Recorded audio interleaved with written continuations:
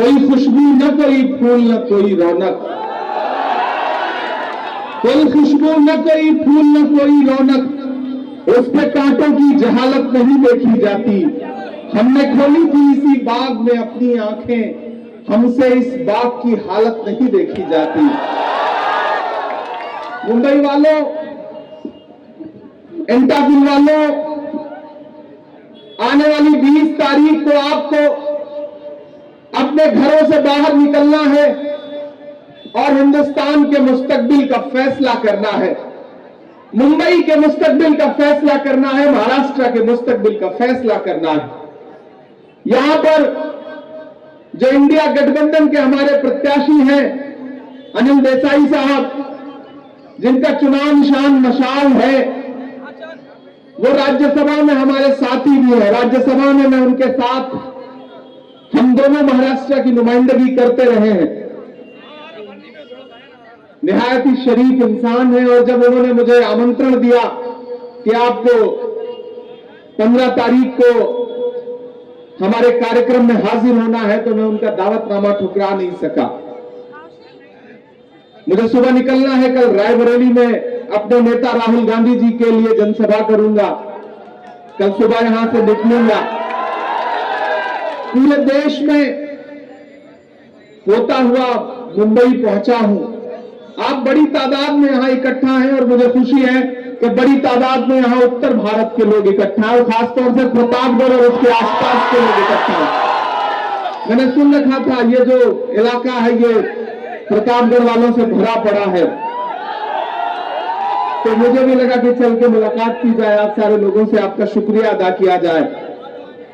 मेरे भाई मुंबई वालों, ये चुनाव बहुत अहम चुनाव है और प्रधानमंत्री जी कितना भी रोड शो कर ले, उनका प्रायोजित मीडिया कितना भी आपको बताए कि भाजपा की लहर है, भाजपा जीतने जा रही है, नहीं, मैं पूरे देश में प्रचार करता हुआ यहां पहुंचा हूं। केरल हो, उत्तराखंड हो, जम्मू कश्मीर हो, पंजाब हो, उत्तर प्रदेश हो, बिहार हो, बंगाल हो, राजस्थान हो, मैं पूरे देश में प्रचार के कार्यक्रम करता हुआ मुंबई पहुंचा हूं। मीडिया में मोदी जी जीत रहे हैं और जमीन पर इंडिया अलायंस जीत रहा है। पिछले दिनों राहुल जी ने कहा ना कि भाजपा इस चुनाव में 180 सीट का आंकड़ा नहीं पार करेगी। राहुल गांधी ने कहा है तो इसे पत्थर की लकीर समझा जाए, नहीं पार करेगी, नहीं पार करेगी, नहीं पार करेगी। और ये आपको आहट जो है ना वो दिख जाएगी। इस बीच प्रधानमंत्री जी के भाषण सुनिए। अभी 4 दिन पहले राहुल जी ने कहा कि किसी न किसी मंच पर जल्दी ही प्रधानमंत्री जी रोएंगे। कल रोए वो, देखा आपने कि नहीं? कल जब रोए तो मुझसे मीडिया के एक साथी ने कहा कि इमरान साहब आज तो प्रधानमंत्री जी रो दिए, बड़ा भावुक हो गए, आप क्या कहेंगे? मैंने कहा किसी का एक शेर है कि वो अब तिजारती पहलू निकाल लेता है, मैं कुछ कहूं तो तराजू निकाल लेता है। मैं इसलिए भी तेरे फन की कद्र करता हूं, तू झूठ बोल के आंसू निकाल लेता है। ये हुनर आता है उन्हें। कलाकारी में, अदाकारी में कोई जवाब नहीं। अमिताभ बच्चन जी तो बहुत छोटे कलाकार हैं उनके सामने, अदाकार हैं वो। मैंने देखा है उनको पार्लियामेंट में, सुना है उनके सामने बैठ करके उन्हें। लेकिन इतना जान लो मुंबई वालों कि इस चुनाव में किसी भी कीमत पर भाजपा सरकार में नहीं आ रही है, नहीं आ रही है, नहीं आ रही है। और अगर भाजपा नहीं आ रही है तो जो जोड़ तोड़ के उनके सहयोगी हैं उनका तो कोई मतलब ही नहीं। मैं नाम नहीं लूंगा, आप बहुत समझदार हैं। हर घड़ी चश्मे खरीदार में रहने के लिए कुछ हुनर चाहिए, बाजार में रहने के लिए। हमने देखा है जो मर्दों की तरह रहते थे, मस्खरे बन गए दरबार में रहने के लिए। हमने देखा है किस तरह से उन्होंने समझौता किया, किस तरह से राज्य की अस्मिता के साथ समझौता किया। ऐसे में यह लोकसभा इस बात का सबूत पेश करेगी, अनिल देसाई साहब को एक एक वोट मशाल के सामने वाला बटन दबा करके देगी, क्योंकि हमारा मकसद सिर्फ एक लोकसभा में चुनाव हरवाना जितवाना नहीं है। हमारा मकसद दिल्ली की गद्दी से भाजपा की विदाई है, एनडीए की विदाई है। और मैं पूरी जिम्मेदारी से कह रहा हूं कि देश का हर वो राज्य उठा करके देख लीजिए जहां भाजपा ने सबसे ज्यादा सीटें हासिल की थी, हर उस राज्य में भाजपा आधे से ज्यादा सीटें हारने जा रही हैं।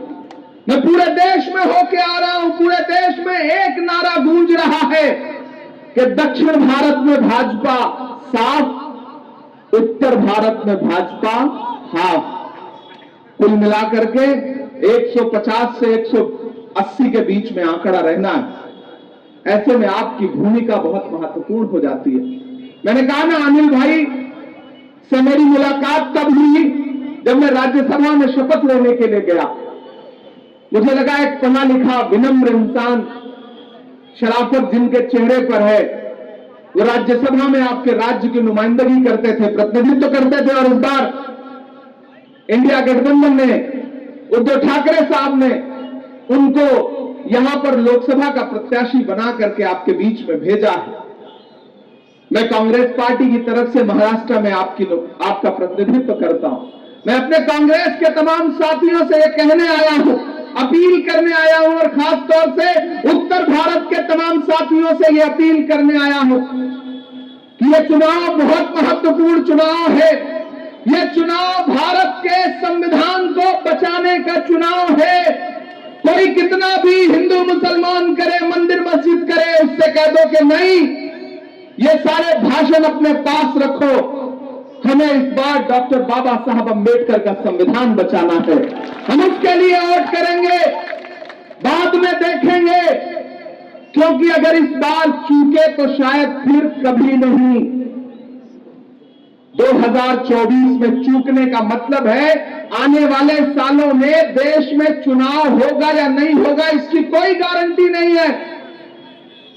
इसलिए मैं आपसे कहना चाहता हूं कि ये चुनाव आखिरी मान करके वोट करने जाइए, और जब घरों से निकल करके जाइए और मशाल के सामने वाला बटन दबाइए तो सिर्फ ये मत सोचिए कि आपका वोट सिर्फ अनिल देसाई जी को जाएगा।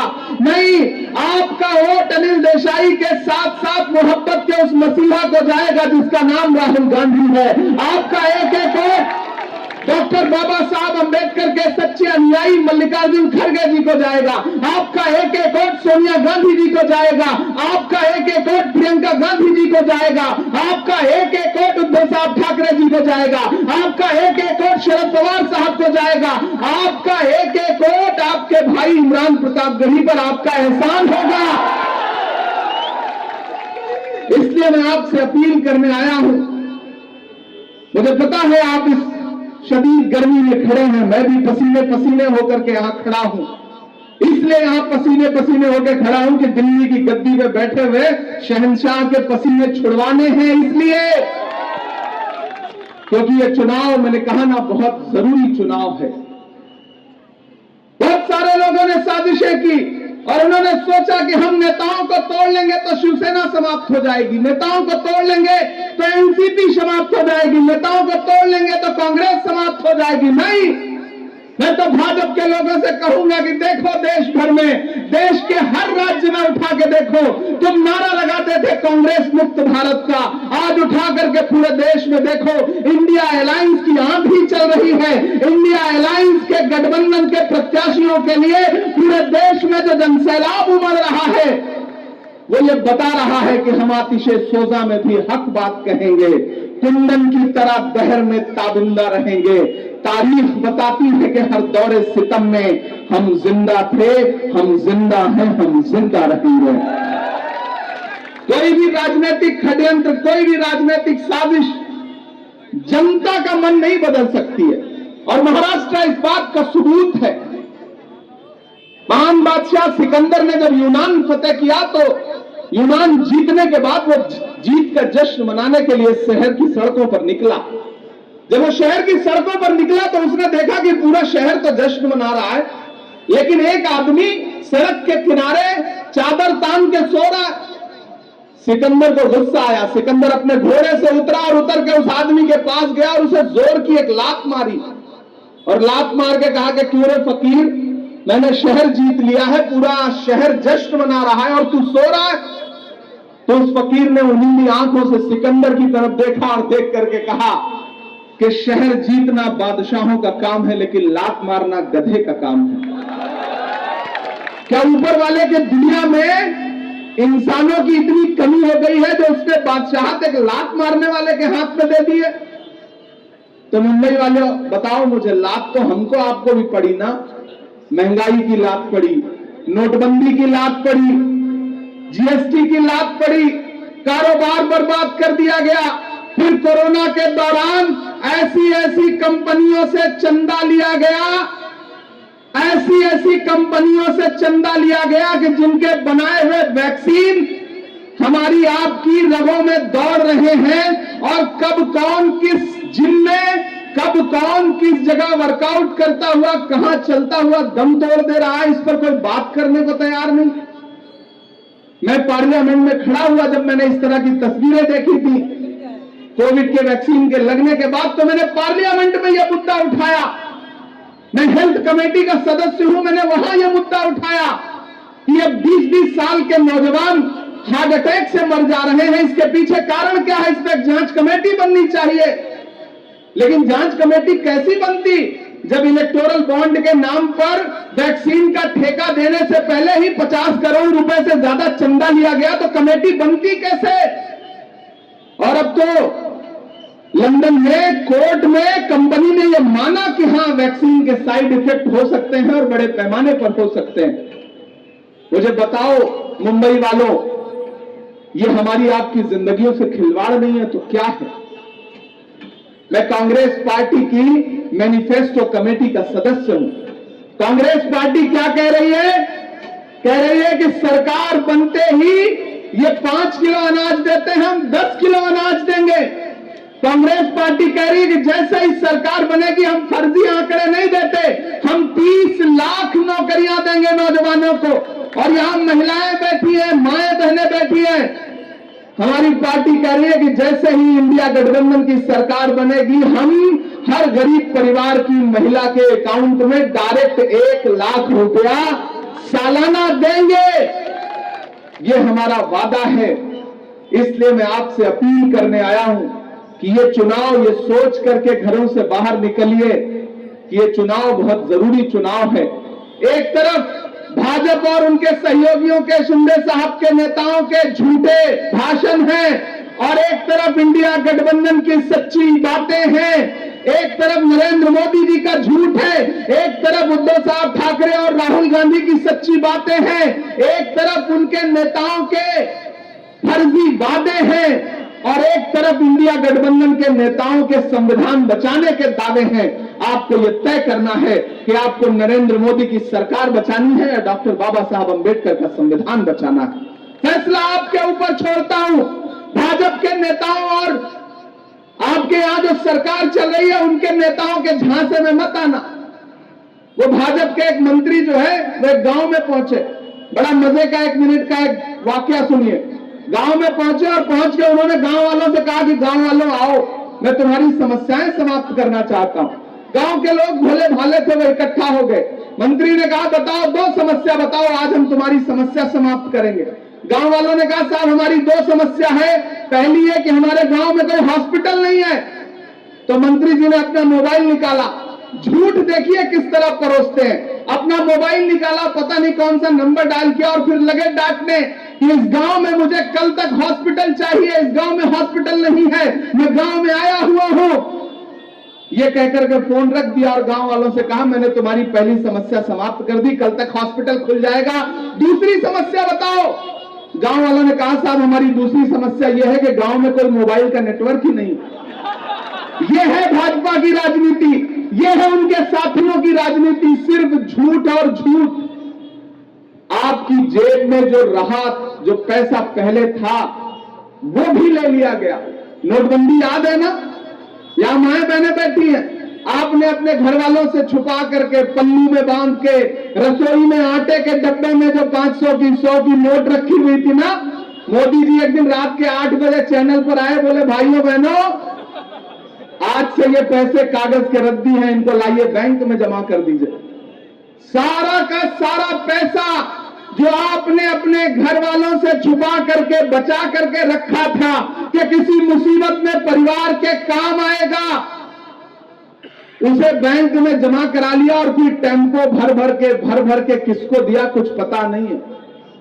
और अब तो आजकल उल्टा आरोप लगा रहे हैं कि अडानी और अंबानी तो कांग्रेस को टेम्पो भर के पैसा दे रहे हैं। मैं तो प्रधानमंत्री जी से कहना चाहता हूं कि प्रधानमंत्री जी आपके पास ईडी है, सीबीआई है, सारी एजेंसियां हैं, इनकम टैक्स है, कब जांच करवाइएगा ये टेम्पो में जो भर के पैसा आ रहा है। अगर आप जांच नहीं करवा सकते तो जिस दिन आपने ये बात कही कि अडानी और अंबानी कांग्रेस को टेम्पो भर के पैसा दे रहे हैं, दरअसल उसी दिन भाजपा के हारने की शुरुआत हो चुकी थी और आधिकारिक घोषणा हो चुकी थी। ये आपका डर बोल रहा था। प्रधानमंत्री जी इंडिया गठबंधन के नेताओं को कहते हैं कि ये तो शहजादे हैं, तो कभी राहुल गांधी को शहजादा कहते हैं, कभी उद्धव साहब ठाकरे को शहजादा कहते हैं। मैं तो प्रधानमंत्री जी से कहना चाहता हूं कि प्रधानमंत्री जी, एक इंसान 4000 किलोमीटर कन्याकुमारी से कश्मीर तक चला जिसका नाम राहुल गांधी है, एक टी शर्ट में, एक ट्राउजर में लाखों लोगों को गले से लगाता हुआ, एक नारा लगाता हुआ कि नफरत छोड़ो भारत जोड़ो, नफरत के बाजार में मोहब्बत की दुकान खोलनी है। वो इंसान 4000 किलोमीटर चला और आप उसे शहजादा कहते हैं। अगर शहजादे ऐसे होते हैं तो ऐसे शहजादों को हम पलकों पर बिठाएंगे जो आम लोगों को गले से लगाता है। और एक तरफ आप खुद को फकीर बताते हैं। भाई कैसा फकीर जो 10 लाख रुपए का सूट पहनता है, मोबाडो का चश्मा पहनता है, मोबाडो की घड़ी पहनता है और 8.5 करोड़ के जहाज में दुनिया घूमता है। फकीर ऐसे होते हैं। देश तय करेगा कि शहजादा कौन है और फकीर कौन है। मैं तो आपके बीच में ये कहने आया हूं मेरे भाई कि अनिल देसाई हमारे अपने हैं। अनिल देसाई साहब इंडिया गठबंधन के मजबूत प्रत्याशी हैं, वो चुनाव जीतने जा रहे हैं। मैं तो इसलिए अपना दामन फैलाने आपके बीच में आया हूं कि 4 जून को जब रिजल्ट आए और ये तय हो कि दिल्ली की गद्दी पर इंडिया गठबंधन का प्रधानमंत्री बैठेगा, वो प्रधानमंत्री जब शपथ ले रहा हो तो एक तरफ इमरान प्रताप गढ़ी खड़े हो, एक तरफ अनिल देसाई खड़े हो, तब मुझे लगेगा कि वो सपना साकार हुआ है। मैं उस सपने को पूरा करने के लिए यहां आया हूं और ये चुनाव ही तय करेगा कि आने वाले दिनों में जनमत लूटने वालों की महाराष्ट्र में क्या दुर्गति होगी। क्योंकि साल भर, 1.5 साल बाद, साल भर भी नहीं बीतेगा, यहां भी तो चुनाव होंगे। तो दिल्ली का चुनाव न सिर्फ दिल्ली की गद्दी का फैसला करेगा बल्कि आने वाले दिनों में महाराष्ट्र की राजनीति का भी फैसला करेगा। तो मैं आपसे अपील करना चाहता हूं कि इंडिया गठबंधन मोहब्बत के नाम पर आपसे वोट मांग रहा है। हम नफरत की बात नहीं करते, हम नफरत की राजनीति नहीं करते। हम आपसे मोहब्बत के नाम पर, प्यार के नाम पर, प्रेम के नाम पर, आपसी भाईचारे के नाम पर वोट मांगने आए हैं। और यहां जितने साथी खड़े हैं उत्तर भारत के मेरे, मैं उनसे अपील कर रहा हूं कि इस चुनाव में शिद्दत से पार्टिसिपेट करिए। अनिल देसाई साहब की जो मशाल है इसकी लौ को और बढ़ाइए, क्योंकि जब तक दुनिया में आप क्रांति की कोई भी उम्मीद करेंगे तो बिना मशाल के क्रांति नहीं हो सकती है। तो इस क्रांति के लिए आप सबको साथ आना पड़ेगा। गर्मी बहुत है, पसीने पसीने होकर के मैं भी माइक पर खड़ा हूं, आप भी नीचे, मुझे पूरा विश्वास है कि पसीने पसीने होकर खड़े होंगे। लेकिन नया पाने की चाहत में पुराना छूट जाता है। तुझे अपनाऊं तो मुझसे जमाना रूठ जाता है। मोहब्बत पढ़ने लिखने में बहुत आसान है लेकिन मोहब्बत को निभाने में पसीना छूट जाता है। मैं वही मोहब्बत निभाने आपके बीच में आया हूं और आप भी बड़ी संख्या में यहां पर मौजूद हैं। तो सबसे पहले तो मैं आपका शुक्रिया अदा करता हूं, क्योंकि सांसद बनने के बाद ऐसा कोई मौका नहीं लग पाया था कि आपका शुक्रिया अदा करने, आपका धन्यवाद अदा करने आ सकूं। और अभी आया भी तो बिल्कुल चुनावी माहौल में आपके बीच आया हूं। और गणेश यादव जो हमारे साथी हैं, पार्टी के मजबूत सिपाही हैं, इन्होंने जब ये कार्यक्रम रखा और अनिल देसाई जी का मुझे फोन आया कि इमरान भाई आपको आना है। मैं कल बांद्रा ईस्ट में था वर्षा गायकवाड़ जी के लिए, आज यहां हूं, कल रायबरेली रहूंगा, परसों बिहार रहूंगा, लगातार देश के अलग अलग हिस्से में जा रहा हूं। मैं आपको विश्वास दिलाता हूं, यकीन दिलाता हूं कि टीवी चैनल देखना बंद करिए। असली जो माहौल है वो देश की जनता बता रही है, सोशल मीडिया बता रहा है कि इस बार किसी भी कीमत पर भाजपा की सरकार दिल्ली में पलट के नहीं आ रही है, नहीं आ रही है, नहीं आ रही। मैं ये देख के आया हूं, ये सारे नारे झूठे हैं। अब की बार इतने पार, ये तो झूठा ही है, क्योंकि 15 लाख का जुमला याद है? जैसे 15 लाख का जुमला था वैसे ये भी है, वो भी सच्चा साबित नहीं हुआ, ये भी सच्चा साबित नहीं होगा। इस बार जमीन पर बहुत शानदार माहौल है। ये चुनाव इस देश के 700 किसान जो शहीद हुए हैं उनकी मौत का, उनकी शहादत का बदला लेने का चुनाव है। ये चुनाव महंगाई के खिलाफ वोट करने का चुनाव है। ये चुनाव आपकी रसोई से आपका पैसा छीनने वालों के खिलाफ वोट देने का चुनाव है। ये चुनाव पूरे देश में नफरत की आग लगाने वालों के जवाब देने का चुनाव है। ये चुनाव महाराष्ट्र के जनमत को लूटने का चुनाव है। मैं इसलिए अपनी नई नस्लों से, बुजुर्गों से, माओं से, बहनों से, नौजवान साथियों से यह कहना चाहता हूं कि इस चुनाव में पहले नंबर पर है ना ईवीएम में पहले नंबर का जो निशान है इस लोकसभा में वो है मशाल। अनिल देसाई साहब इंडिया गठबंधन के प्रत्याशी हैं। जितने भी शिवसेना उद्धव भाई ठाकरे साहब गुट के लोग हैं, शरद पवार जी गुट के लोग हैं, कांग्रेस के जितने साथी हैं, मैं उन सब से अपील करता हूं कि इस चुनाव में मजबूती के साथ भारत के संविधान और भारत के लोकतंत्र को बचाने के लिए आगे आइए, वोट दीजिए, अनिल देसाई साहब को पार्लियामेंट पहुंचाइए। एक वादा आपसे करता हूं कि अनिल देसाई साहब को लोकसभा पहुंचाइए। वो लोकसभा में आपके मुद्दों पर खड़े होकर के लड़ेंगे, मैं राज्यसभा में खड़ा होकर के आपके मुद्दों पर लड़ूंगा। अच्छा ऑफर है, एक जिताइए, साथ में एक फ्री पाइए। एक के साथ एक फ्री, इससे अच्छा ऑफर क्या हो सकता है? और मेरा तो सौभाग्य यह है कि मैं आपका ही प्रतिनिधित्व करता हूं, तो मैं आपसे अपील करूंगा कि पूरे मुंबई में इंडिया गठबंधन के सारे प्रत्याशियों के लिए मेरी आपसे अपील है कि अपने दोस्तों को, रिश्तेदारों को, संबंधियों को, परिवारजनों को, मित्रों को, सबको अपील करिए, उनसे कहिए कि बाद में बाकी मुद्दे देखेंगे, इस बार तो डॉक्टर बाबा साहब का संविधान सर आंखों पर रखना है, आगे बढ़ना है, संविधान बचाना है। और देश के प्रधानमंत्री ने झूठे वादे किए थे, उन वादों का जवाब लेना है। उनसे पूछना है कि जब उन्होंने कहा था कि भाइयों बहनों देश के खजाने की चाबी मुझे सौंप दो, मैं देश नहीं लूटने दूंगा, और उसके बाद पूरा देश देख रहा है कि चौकीदार ने कैसी चौकीदारी की। मैं तो देश की पार्लियामेंट में खड़ा होकर भी उनसे सवाल पूछता हूं और यहां भी उनसे पूछ रहा हूं